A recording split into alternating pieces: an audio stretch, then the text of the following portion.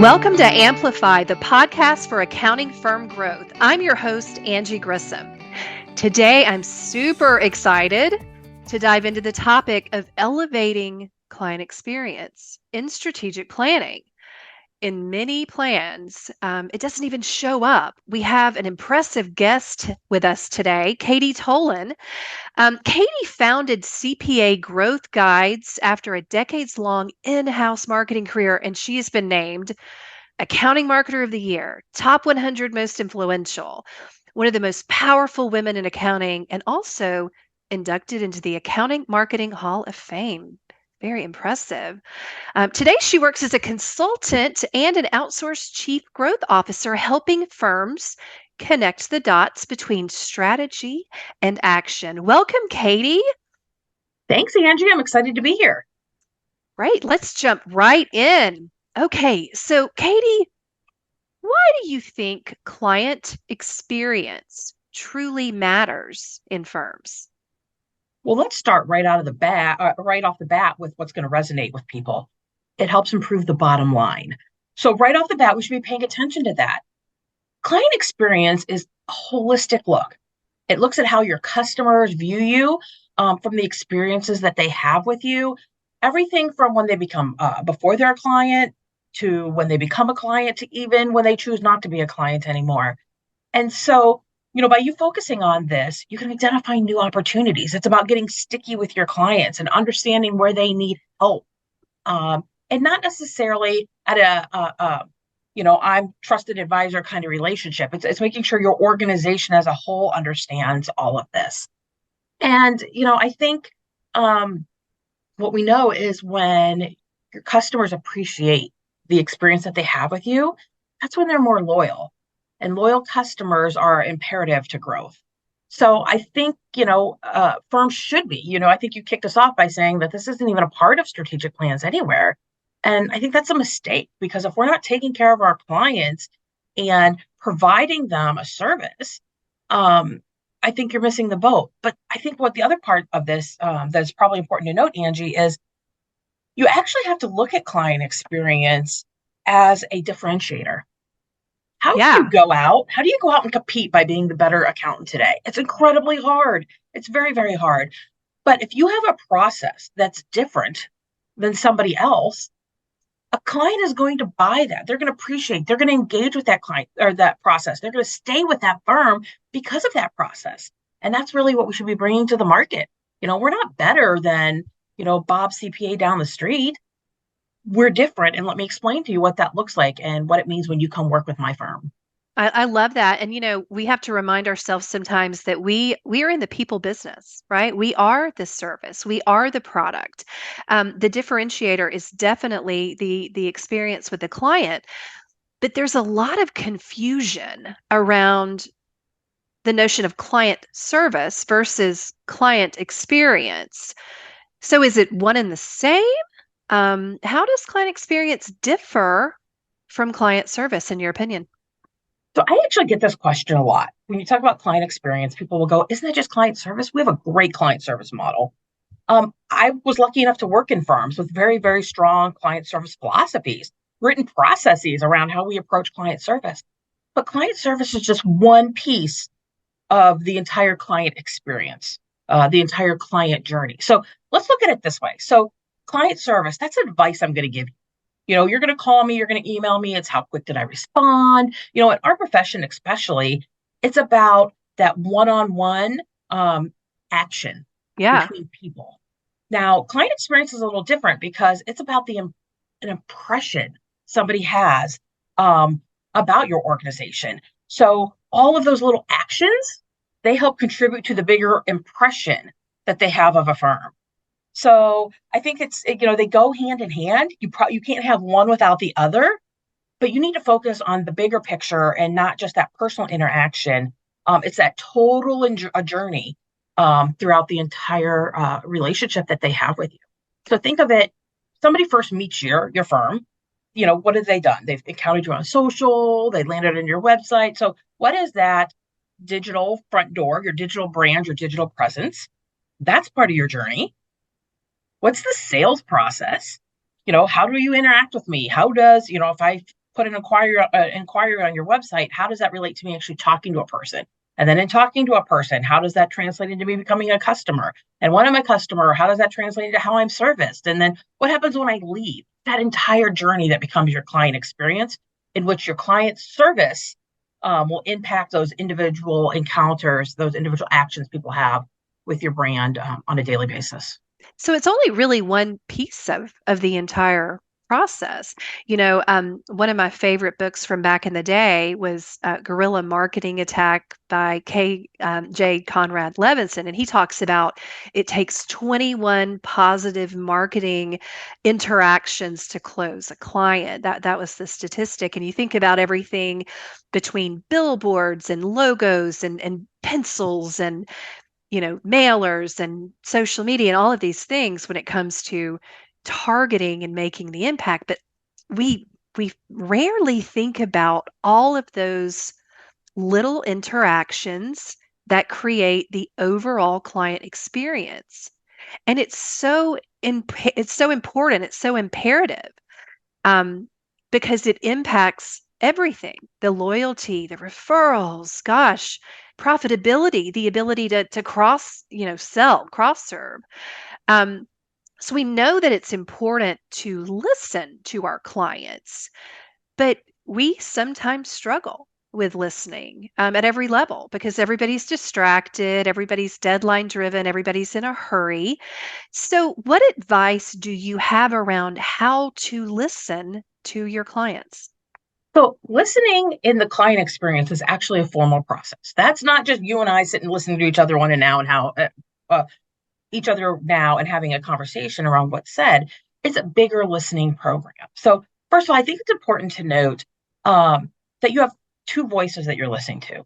When you talk about the client experience, there's the internal voice. So that's the voice of your people, the people that have a step in the process.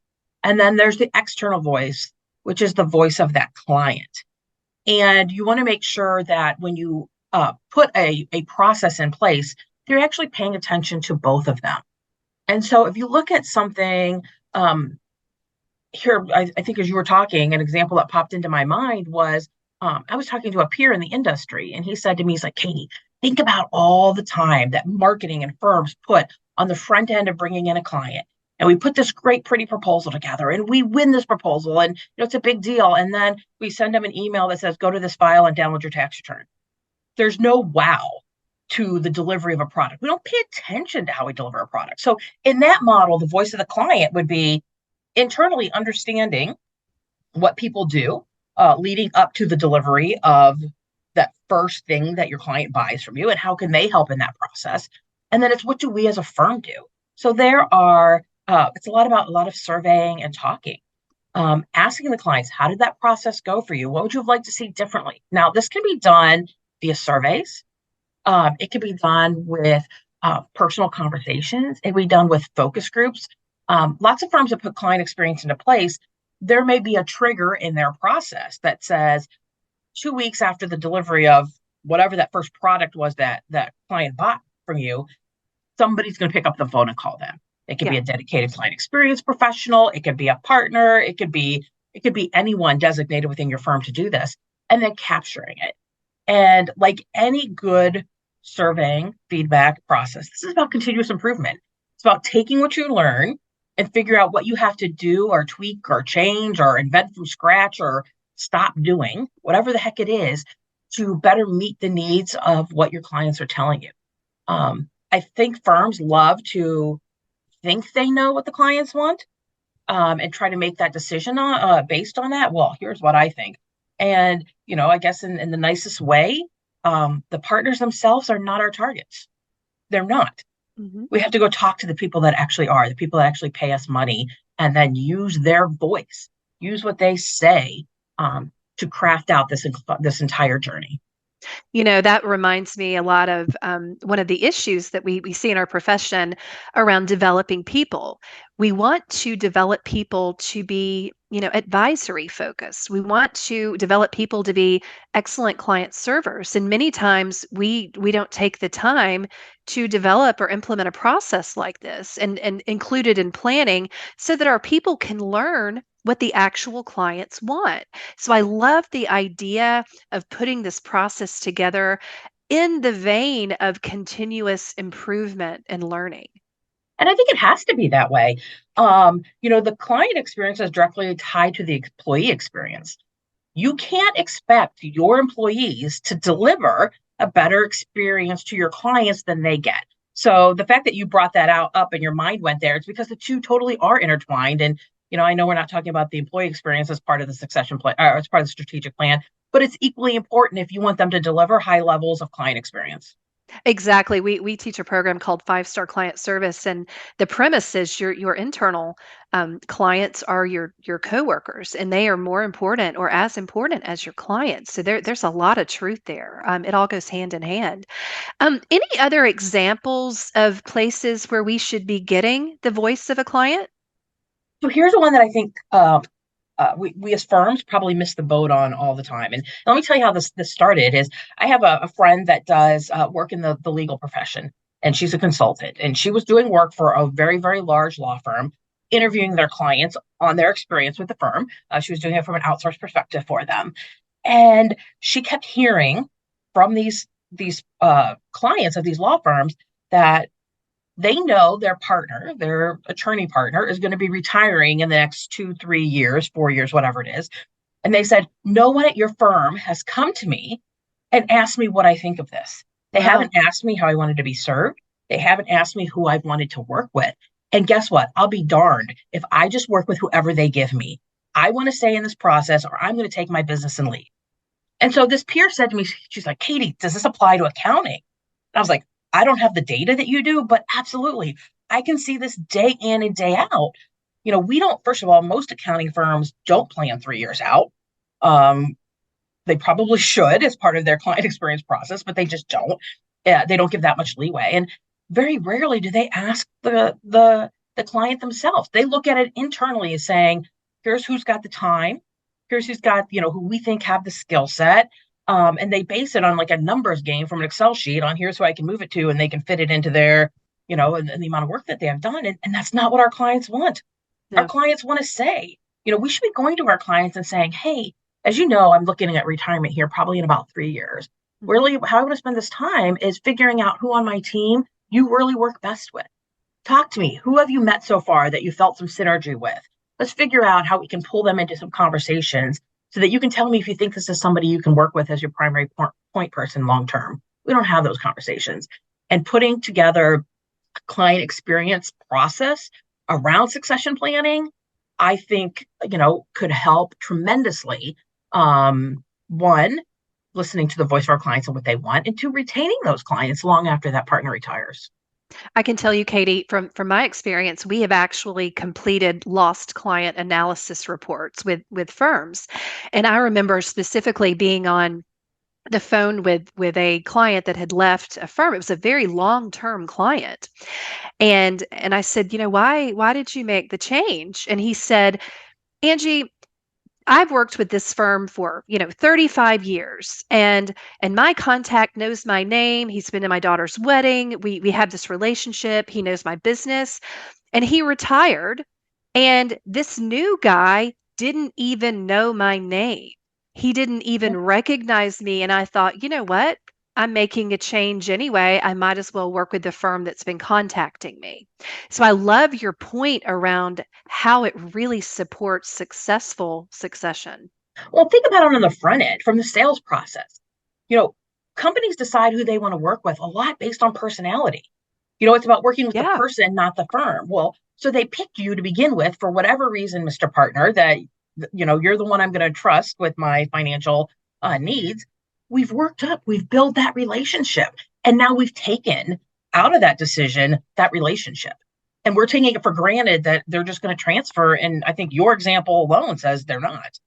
If you're going to change, if the guy doesn't know my name, let me at least go to this other guy who's been calling me and does. That's a great point. A lot of times we think that the technical ability is the most important thing with the client, and we overlook the fact that it's about the relationship and being cognizant of pairing people up and giving them a real shot. So that's excellent insight. This has been such a great conversation, Katie. We're going to take a quick break so we can hear from the Association of Accounting Marketing, and we will be back with some final thoughts. Whether part of a team or a department of one, individuals responsible for growth in the accounting profession join AIM to advance their careers and contribute at a high level to their firm's success. Members of AIM receive access to resources to help in their job and establish their reputation as a skilled professional, a network of peers who face the same industry challenges and can offer solutions, and a wide range of professional development and networking opportunities. Join AIM today. To learn more, visit the website at accountingmarketing.org. Again, that's accountingmarketing.org. Welcome back, everyone. Katie, you have really shared great insight and information today. Again, when it comes to strategic planning, the future of strategic planning, what's necessary? What are the best practices? A lot of firms don't consider client experience to be a component just because it hasn't been in the past. It's not something that's been included in the template for strategic planning. So you understand the importance of that. So how do you think it should show up in a strategic plan, client experience? How should it show up? I really think it depends where you are in the process. Being as though the majority of firms are probably next to the start line, I think you just got to make a concerted effort to build it into the plan. Maybe strategically, you need to understand what client experience will look like in your firm. Maybe I remember when some of our peers in the accounting industry made a move from like a marketing role to a client experience role. And it's when a partner came to them and said, we think this is incredibly important in the future of the firm. We want to change your role. So maybe it is shifting someone to this role to understand what it means and actually tell you guys what client experience means. Maybe it is going out and hiring somebody who has that client experience background. There's not a boatload of them, but we're beginning to see more and more of them as this client experience has really built up over time. And then I also think, a good place to start is picking a process like onboarding. I think onboarding is easy for firms to tackle because it's not a lot of partner handholding time. You could talk about onboarding and maybe that's automated messages that your marketing team sends out through your marketing automation software. And it's information that technology ties in with practice management, time and billing, and the people on your team that oversee that financial function. And it's not a heavy lift. But then when you see the impact that it makes on clients, you want to get the ball rolling and figure out where you go next. I think, Angie, I'm seeing where some firms now are hiring their second client experience professional. So now they're building a client experience team. Like I was so excited when there was like a person and I was like, what is this? What does this mean? What are these people doing? And it's having such an impact on the firm that they're adding people to actually do more with that. Great. I am not surprised that we are seeing an increase in people hiring people in that position because it's so critically important. Think about the detriment of not having a strong client experience, and I'm glad people are starting to pay attention, and creating these groups of people that can really be dedicated and focused. It impacts everything. This has been so great. So, final question, Katie. What advice would you give to others who want to create a powerful client experience and make it a priority in the firm? I think the concept of client experience is overwhelming. I remember having a conversation with a marketer who called and said, Katie, part of my marketing plan, part of my goals this year is to create a whole 360-degree client experience for the firm. And she goes, where do I start? And I'm like, because that's a lot and that's too much. You can't look at it as one whole big picture. Tackle it one process at a time. Pick a process, put something in place. When that's done, develop your next process. No, it's not 360 degrees, but it's two processes further ahead than you were before. And you may not know what to do. There's great resources out there that you can go and you can read about client experience and what should I be asking? What should I be looking for? Just go start talking to your clients in a formalized way and capturing that data, and you will figure out what client experience looks like in your organization. I love it. I love it. I think making it a priority is definitely key. Katie, thank you so much for being with me today and sharing your incredible experience and your thoughts. This has been really powerful advice that I think a lot of people can benefit from as they are working on strategy moving forward. It's so important. Katie, how can our audience best get in touch with you or find out more about you? So I'm pretty active on LinkedIn. So just check me out at Katie Tolin. It's Katie and then Tolin, or email me, Katie at CPA Growth Guides with an S on the end.com. Great. Thank you, Katie. Well, this is it for another episode of Amplify, the podcast for accounting firm growth. Thank you so much for listening. Let us know how you like today's show by leaving us a review on Apple Podcasts or wherever you subscribe. And if you want to find out more about Amplify, all of our episodes, head over to accountingmarketing.org and you will find the podcast under publications. So you can check them out. If you'd like to learn more about me and Rainmaker, visit us at the rainmakercompanies.com or email me at Angie at the rainmakercompanies.com. Thanks for listening. See you next time.